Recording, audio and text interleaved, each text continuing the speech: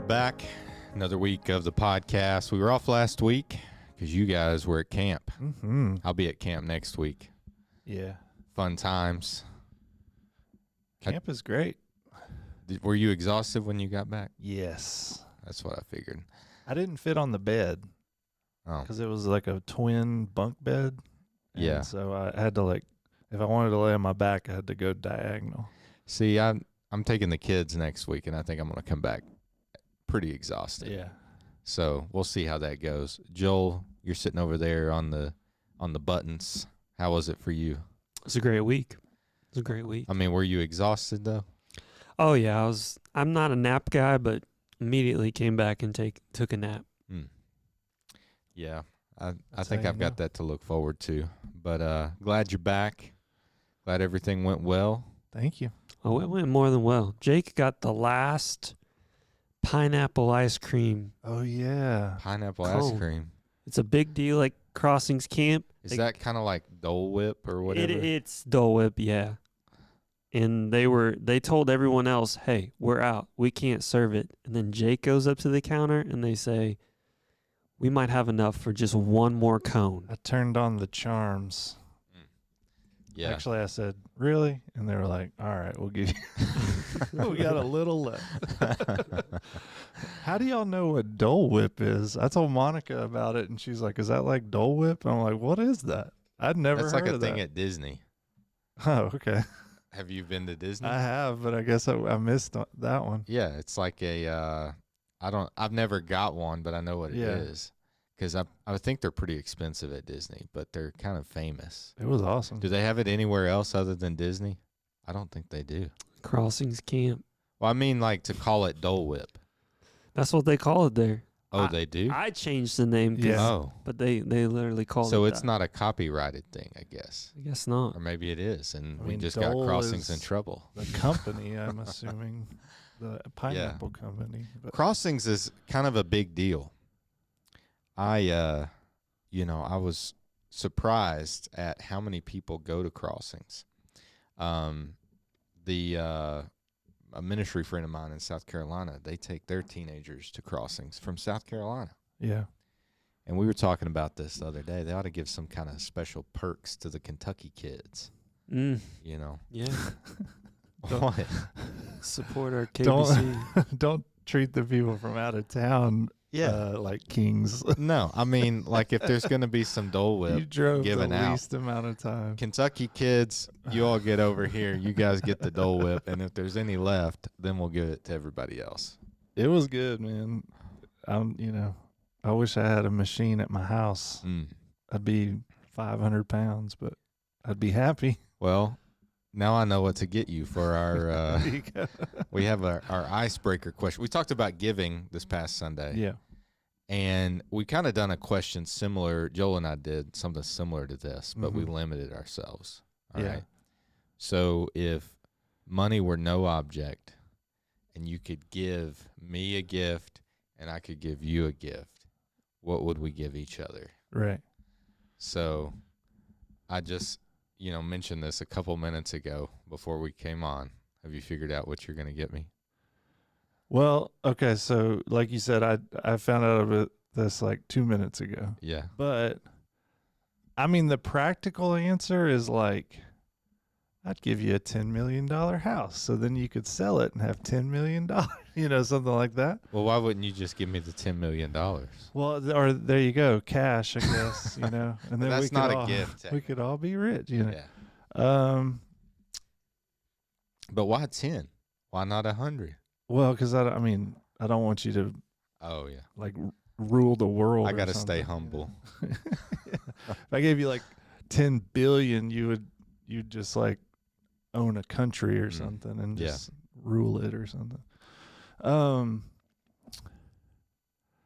I'd get you all the Dole Whip you want.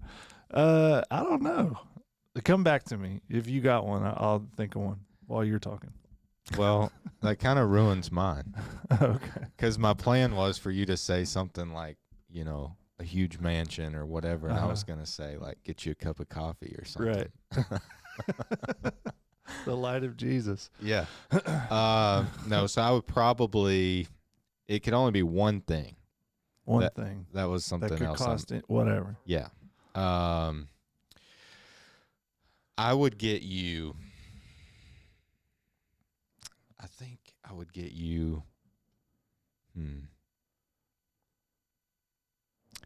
I would get you a whatever sports car you wanted. Yeah, Mm-hmm. that'd be cool. Yeah, and then with that, I would work it out with the dealer, where you get unlimited towing.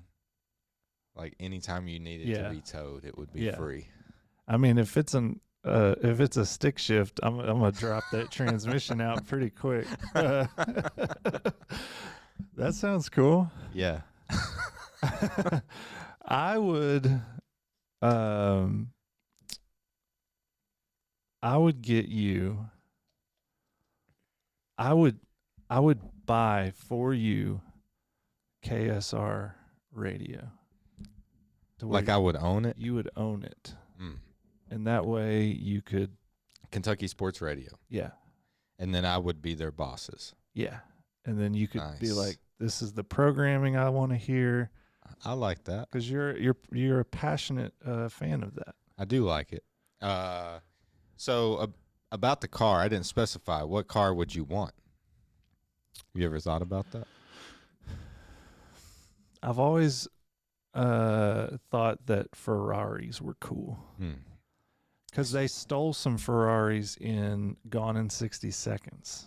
Oh. That movie, and they stole a bunch of them from the Ferrari dealership, and I was like, that would be cool. So my issue is anytime that I see somebody like be given a really nice car, like from a game show or they win something crazy, I always wonder, like, okay, what about, like, how does that person keep up their taxes and insurance and all that kind of stuff on that vehicle? Like, if you were going from like a $10,000 car to $100,000 or $200,000 car, I feel like that would be an insane jump on the taxes and insurance. So maybe instead of the towing package, I should get you unlimited taxes and insurance. Well, you know how good I am with tags. Well, I thought the towing would help with that. Yeah, exactly. But maybe I should Let's go cut the off other the way. problem before it starts, you know? I have heard that when you win something on a game show, like a car or whatever, you have to pay the taxes on it. Like, Yeah, you do. Like you That's have why I to- said that. Like, you have to pay, and So it's like, what if you're dirt poor and you win a car, but you're like, I don't have $5,000 for the. yeah, what do you do? Joel, do you know that? What happens if you're on The Price is Right or something and you can't afford the taxes on the thing that you got? Do you have to leave it there, or do you take out a loan for the taxes, or do they give you, like, can you sell the item before you pay this? How does that work? I think I've heard that it's pretty common these days. You can also take the cash value of the item that you Oh, won. and then they just take the taxes out of the cash. That's pretty good. Yeah. Nate Bargatze, his game show, says like, I'm paying the tax, like he pays the taxes on Oh, that's nice. whatever they win. So would you take the cash or the car? I'd probably take the cash. Oh, you don't want my gift. I don't know. I'm thinking too practically. Yeah, that'd be cool. And because then I'd show up to church in my red Ferrari. And Yeah. just like, People would be like, man, what's he get paid? dang. People in town would be like, I'm a worship pastor too. And I drive a Kia Sportage. Yeah. Well, anyway, I'm not giving you anything. It Do we it wanna was ask- just a hypothetical. Well, yeah. What about you, Joel? I would buy For- you, GJ, the Magic Castle. Oh, that's nice. And then So I would own He's gonna be a KSR business and, owner, yeah. and the Magic Castle. I didn't think about purchasing businesses. You got residual income. I could have bought you Cameron Indoor Stadium. Right. I didn't think about it that Great. way. Yeah, and I would buy Jake a luxury box at the LSU football Stadium. Ah. That's good. because Duke is not, apparently they can't afford like luxury boxes in their Oh the yeah. basketball stadium. So Yeah. Yeah. Buddy of mine one time, you all know Jonathan, he got ripped off from somebody Yeah. who claimed to have tickets to like a luxury box in Rupp Arena. Oh yeah. And he paid for the tickets, and then he realized, wait, Rupp Arena doesn't have a luxury box. Oh, dang. But we got it, like, he and I were connected to this person, kind of. And anyway, we got his money back. Okay. But yeah, it was really That's strange. crazy. But yeah, Does Louisville have luxury boxes? many, Wow. little ones. all kinds. Like, is that what you said? Mini, like the mini. We went- numerous ones. Oh, numerous. We went to Rupp Arena for that basketball tournament thing. They didn't even have paper towels in the bathroom. Well, Let you know, alone- we spend the money on our team, and that's what it is. You know. Players had nice stuff. Everybody's hands soaking wet. Yeah. Hey, we kind of chased a rabbit there, but that's all right. We're That's fun. talking about giving this week, and we looked at 2 Corinthians chapter 9. And I won't necessarily read it all, but I'll read kind of what I feel like are the main verses, verses 6 and 7. Says, the point is this: the person who sows sparingly will also reap sparingly, and the person who sows generously will also reap generously. Each person should do as he has decided in his heart, not reluctantly or out of compulsion, since God loves a cheerful giver. Let me go ahead and read 8 as well. It says, and God is able to make every grace overflow to you, so that in every way, always having everything you need, you may excel in every good work. So again, we talked about giving and the importance of giving as worship, the importance of giving to not just honor the Lord, but to essentially like invest in the kingdom. And, you know, I think one of those things about money and giving that comes up every time you talk about it is, you know, you kind of have like a little bit of awkwardness even bringing the subject up, or, you know, because it's sensitive to everybody for different reasons. I shared Sunday, like, I think throughout the years I've heard pastors kind of make jokes and say different things to try to lighten the mood a little bit. And that does help, I think, in some ways, because naturally people are a little bit more defensive, or they have their walls up over different subjects like this. But it also, like, that just shows one, the ease of the temptation to like make this more than what it should be in our lives. And also, I think it's one of those things that like is important to all of us, because we depend on that in a lot of ways. And God constantly reminds us in Scripture that we're to depend upon Him and lean on Him, and ultimately every single thing that we have belongs to God. And so one of the things that I mentioned Sunday is really with this, as with the gifts that God has given us that aren't financial, everything He's given us to steward, and not just like for us to have.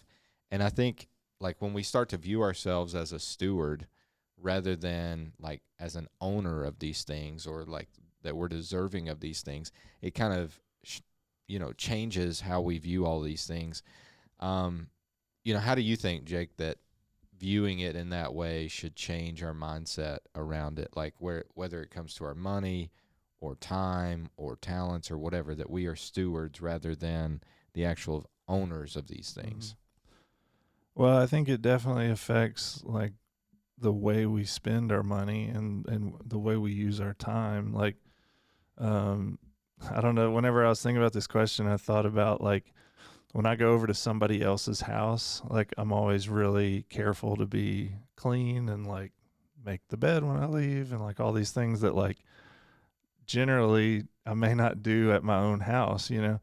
And so like whenever we think of it, like the money that we have, the job that we have, our family, all these things are gifts from God that He's given us, and they don't really belong to us.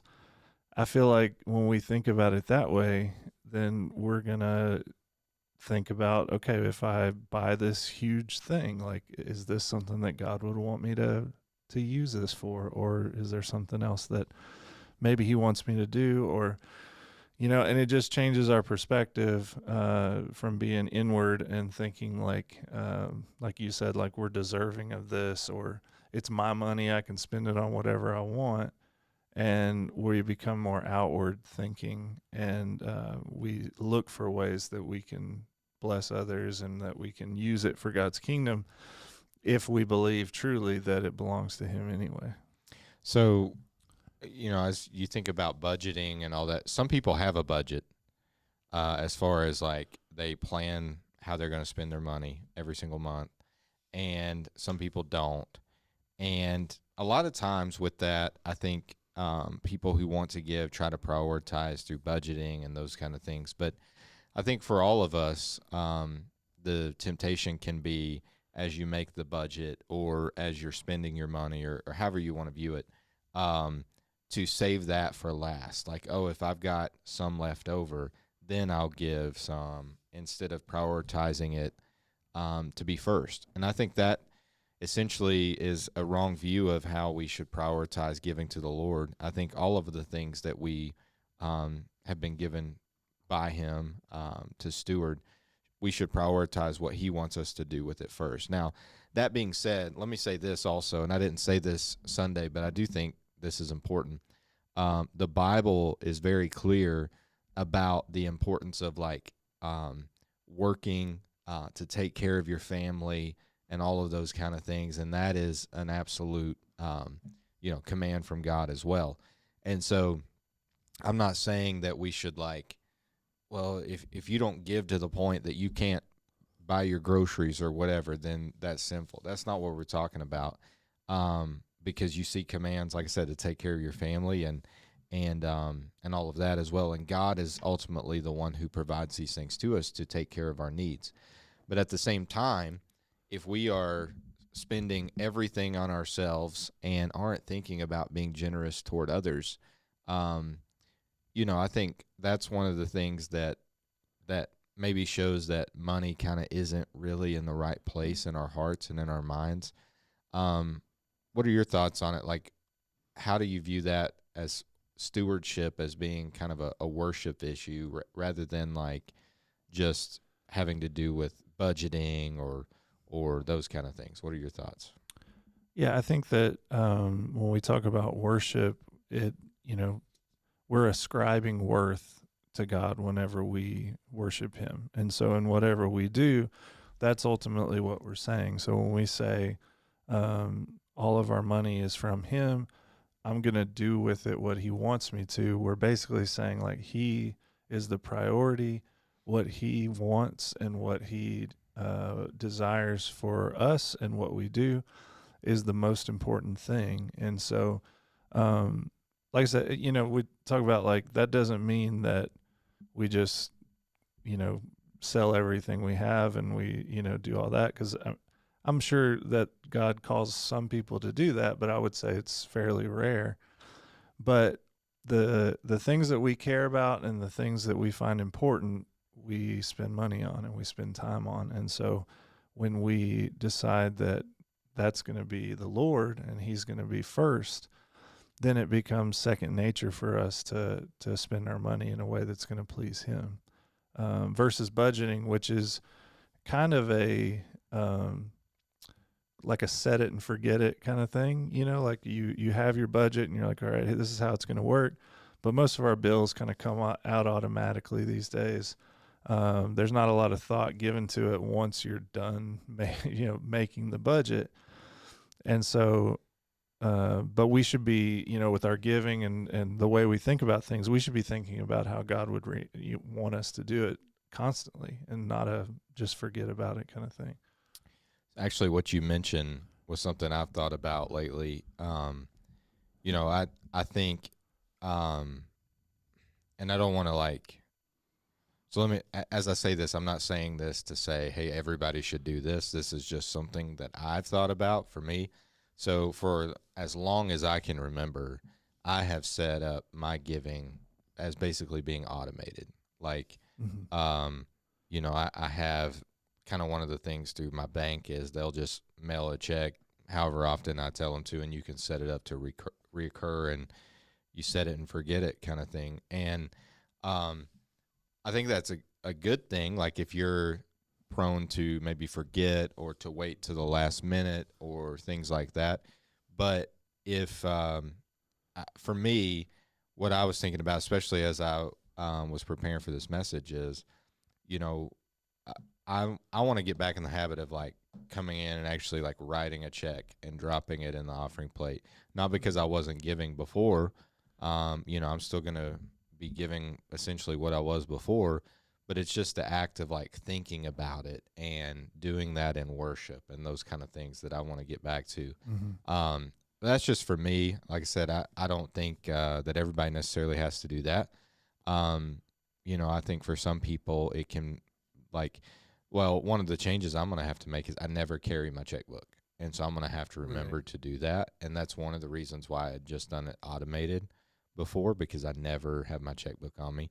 So I'm going to try to do that. I don't know that I'll do that forever, but I'm just thinking like at least in this season, while I'm thinking about this as worship and it's on the front of my mind, I want to try to do that and, just make it more as part of the worship service or whatever. But however we do it, whether it's automated or whether it's, giving in that way, we're to do it. The Bible says God loves a cheerful giver, and to give cheerfully instead of reluctantly or out of compulsion and all of that.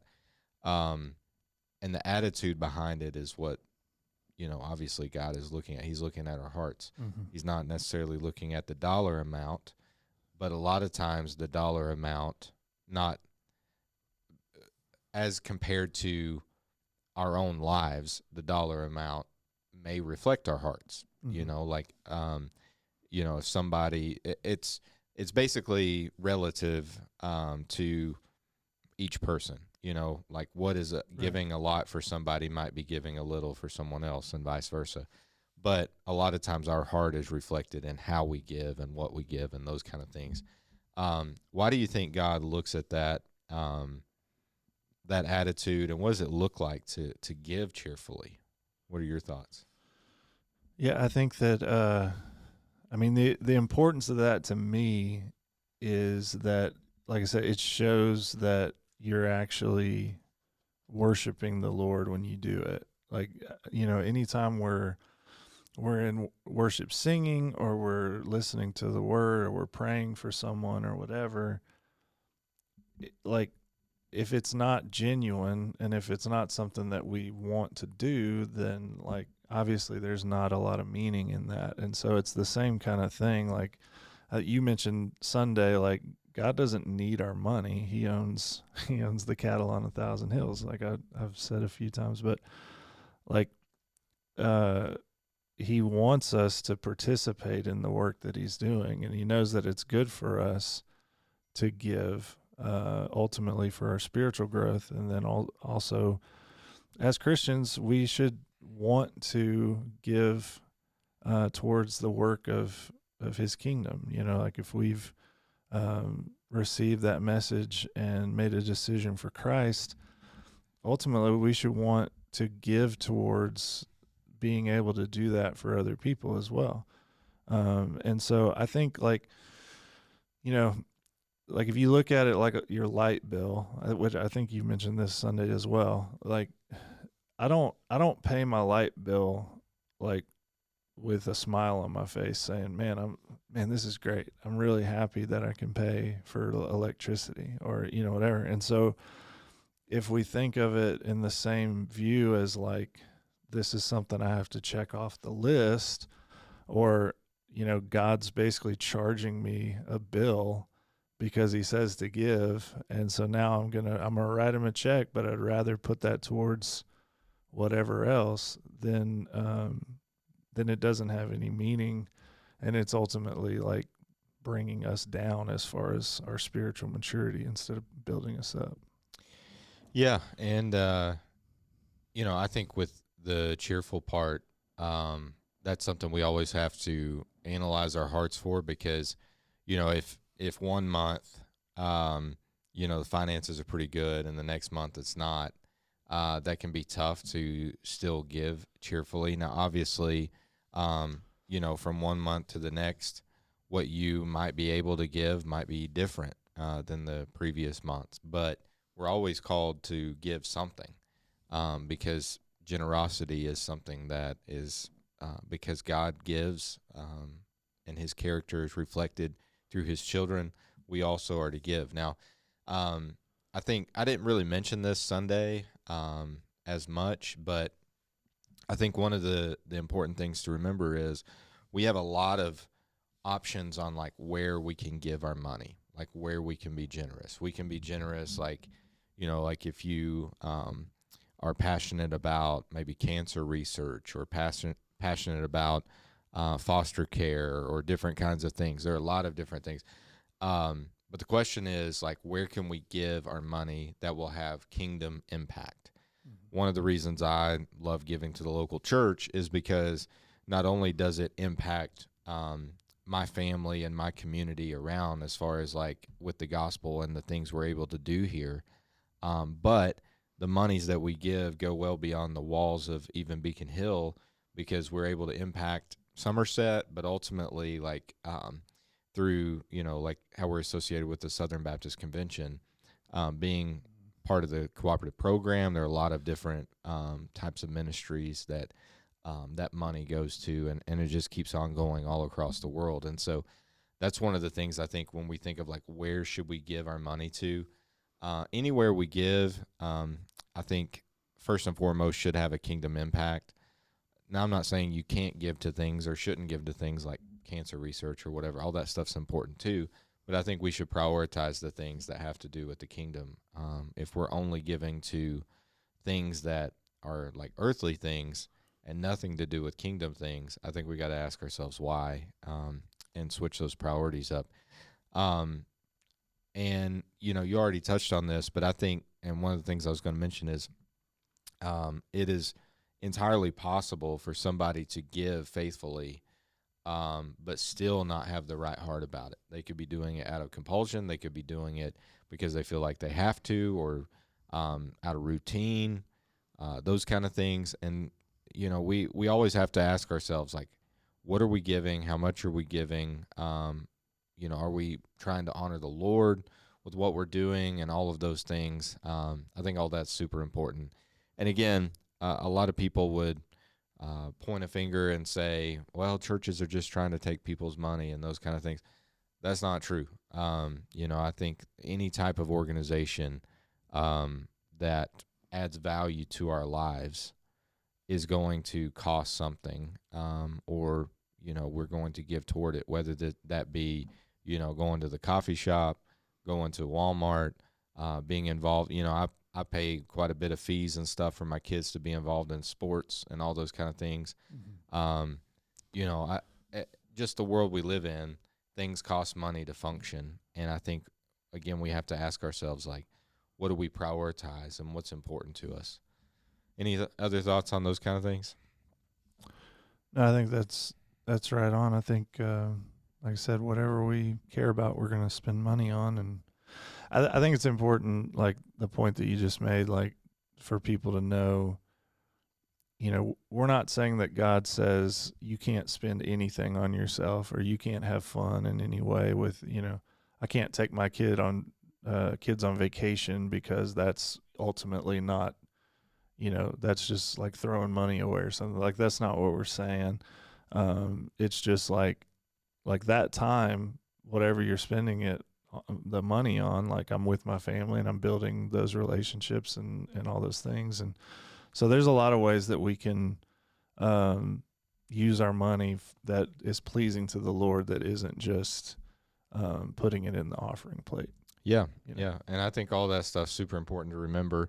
One of the things I mentioned Sunday is that verse that talks about verse 6 in 2 Corinthians 9, the person who sows sparingly will reap sparingly. The person who sows generously will also reap generously. How that's not really talking about, like, with the prosperity gospel, kind of what it's talking about is like, and the name of it is prosperity gospel. Essentially, it's like, hey, you turn to Jesus and he's going to give you a prosperous life financially, health, all of those kind of things. You're going to be great. And it doesn't take you long as a Christian to figure out that message is not true. But the problem is the people who like came to Jesus with those assumptions then have a crisis of faith because they're like, well, all of this stuff didn't happen. My life didn't get easier because I came to Jesus. But if you just look at the Bible, practically nobody's life got easier because they came to Jesus. In fact, it got more difficult. And I think living in the United States is probably maybe the easiest place in the world to live as a Christian because of the freedoms we have and all of those kind of things. But that being said, the prosperity gospel says, well, as a Christian, you give your money, and then God's going to, if you give $1,000, God will give you $2,000 back, or he'll pay off your house or whatever. And you have these preachers on TV who, hit up people all the time for money, and then they're living in big mansions and driving nice cars and all these kind of things. And then the people see actually where their money's going, and they're like, what in the world's going on? But then a lot of times those TV preachers will say, well, see, God's just blessing me. He's just giving me this because, this is what God wants to do in your life. And in reality, he's just taking the money from people and spending it on himself. And that's the issue with that message. But also it's just it's not true. It's not biblically true. What that verse is talking about, reaping, generously versus sparingly, all of those kind of things, is ultimately what we sow into, we are going to reap into. In other words, what we are sowing into is the kingdom, and so we're going to be reaping in the kingdom. What we put our money into, we're going to hopefully get back more in that thing. That's like if you think about your business or anything else. If you're putting your money into your business, you're hoping to grow your business. If we put our money into the kingdom, we're hoping to grow the kingdom. And ultimately, that's what the promise is about. It's about seeing, the kingdom grow where people are coming to know Jesus and they're growing in their faith. And ultimately, God's kingdom advances here on this earth. And that ultimately is the promise that Jesus is giving here. And so in thinking about that, what are some ways that you would tell people, hey, if I want to get involved in some mission work, or if I want to get involved into giving, I know that we give of our tithes and offerings and things like whatever you want to call them in the service. And that's important to give to because ultimately that stuff keeps the lights on and all that stuff around the church. But even maybe beyond that, what are some practical ways of participating in God's mission around the world that maybe people haven't really thought about, that they could, instead of maybe giving to cancer research or something like that, they could think of some other things outside the church even to give to? Well, I think, it's just asking God for those opportunities. And just in the same way that you maybe would look up how I'm going to give to these different charities, look up organizations that are actively sending people to share the gospel. And I think that, it's one of those things, we were at camp last week and one of the opportunities came up that they were raising money for a specific village or something, right? For Jaque, Panama. And what? They're supporting an IMB missionary in Panama. Oh, you tried to say the city name, I think. Yeah. It's Jaque. They were saying it was pronounced Jaque. Okay. Jaque, yeah. I'll just leave it to the pros. Yeah. I'm not from Panama, in case you didn't. I used to have a pair of Panama Jack sunglasses. Yeah, so you were close. You could say the name probably easy. But I mean, that was an opportunity that came up that was unexpected. We didn't go into it knowing this is what we were going to give towards or whatever. But God put it in front of everybody and they were able to raise money for this, this missionary. And so I think, opportunities like that, like you said, when we look to give our money to things that are organized and looking to send people, it's so much more of an impact than if we just tried to use it ourselves, because every person that they're telling could come to know Christ. And then that person, I think they even mentioned this at the camp. It's like, this person comes to know Christ. They tell their family tells the village, and so on and so on. And so, just looking for those opportunities that are specifically sharing the gospel. Yeah, and something else to think about. I think there are different ways to look. Well, let me say first on what you said. Anything you give to, let me encourage you to kind of look into it and make sure that it's supporting the things that you want it to go to. If you're giving money to, like for instance, Salvation Army. I was thinking about at Christmas time, they've got those little buckets with the bell ringers and stuff. I think of how many people drop money in that, but probably have no idea what kind of mission that they're actually giving to and things like that. I think there are a lot of things that maybe we give to in different ways that we're not fully sure what they do. And I think that's good to look into those things. But also, in thinking about giving, another thing that you could do, instead of giving just to support mission work, if your family's at a place that you're able to do this, maybe instead of doing that, you could like save up to go on a mission trip or something like that for yourself, and go through your local church or go through some organization and do that. I think there are a couple different ways that you could do that. So one of the things, like, as I think about, if people are saying, hey, I want to give, where should I start, or what should I do? Really for me, and how I've prioritized things, and I think, others would agree with these things as well, these principles, but I try to prioritize the local church first, and then outside the local church, I'm like, okay, what other things are important? Our church, we do things with like Operation Christmas Child and other things which are essentially outside organizations. And so opportunities to give to things like that, or mission trips, or different things. Again, I think all of this is stuff to pray about and to think about just for your own life. And,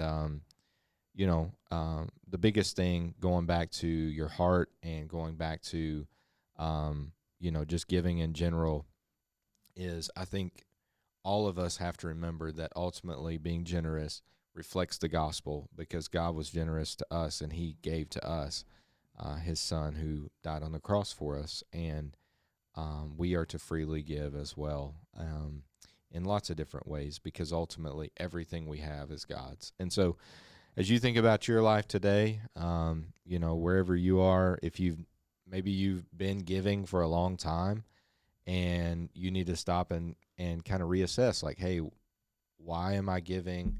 Am I still giving cheerfully? And am I giving in a way that would honor the Lord? Maybe for you, you've never given anything, and that's something that you need to begin praying about and say, hey, what would it look like for me to be generous and to give generously to the work of the Lord, whatever that is. Again, that's a heart thing, and for you, something to pray about. This Sunday, I think we're actually going to be one more week in this series. I had planned on wrapping it up this past Sunday, but we've got one more topic I want to talk about, and we're going to do that this Sunday. So come back out. We're going to be wrapping up our Back to Basics series this Sunday at 10:30. We also have groups before at 9:15. Would love to have you be a part. And anyway, hope you have a great week, and we'll see you soon.